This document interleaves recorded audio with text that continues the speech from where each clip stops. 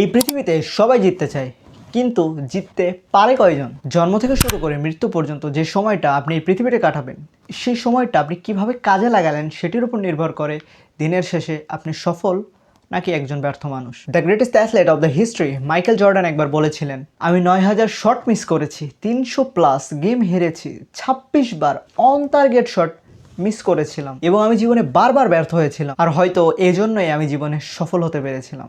Oscar ফিজিওরা, কলম্বিয়ার বিখ্যাত wait লিফটার, 12টা বছর ট্রাই করছিলেন শুধুমাত্র অলিম্পিকের একটা গোল্ড মেডেল জেতার জন্য, কিন্তু তিনি প্রথমবার হেরেছিলেন, দ্বিতীয়বার হেরেছিলেন, তৃতীয়বারও হেরেছিলেন, কিন্তু তিনি চতুর্থবার আবার আসলেন, চেষ্টা করলেন এবং তিনি এইবার জিতলেন সেই শ্রেষ্ঠত্বের মুকুট, অলিম্পিকের গোল্ড মেডেলটা।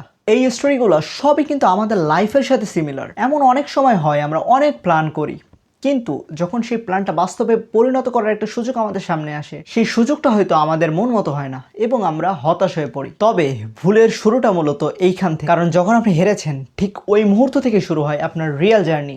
যে জার্নিটা আপনি যদি কন্টিনিউ করতে পারেন বা আপনি আপনার মাইন্ডকে যদি অন দ্য পয়েন্ট রাখতে পারেন থ্রু আউট দ্য জার্নি, আবার সেম ওয়ার্ক, যে আপনি কাজটা এই মাত্র করে ফেল করলেন, সেই কাজটা আবার একটা সুযোগ আপনার সামনে হয়তো আসবে, কিন্তু আপনি জানেন না কখন আসবে, কিভাবে আসবে এবং কেন আসবে, কিন্তু আপনি নিয়মিত প্রত্যেকটা দিন শুধুমাত্র ওই একটা অপরচুনিটির জন্য নিজেকে প্রস্তুত রাখছেন, নিজেকে প্রত্যেকটা দিন কাজে নিয়োজিত রাখছেন।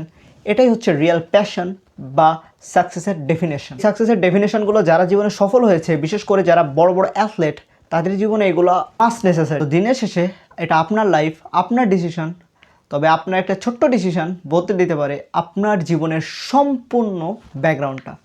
সো যে কোনো বড় সিদ্ধান্ত নেওয়ার আগে আরও একবার ভাববেন, আমি কি হেরে গিয়েছি নাকি আমি হার মেনে নিয়েছি। দেখা হবে পরবর্তী কোনো ভিডিওতে, সে পর্যন্ত সাইনিং অফ।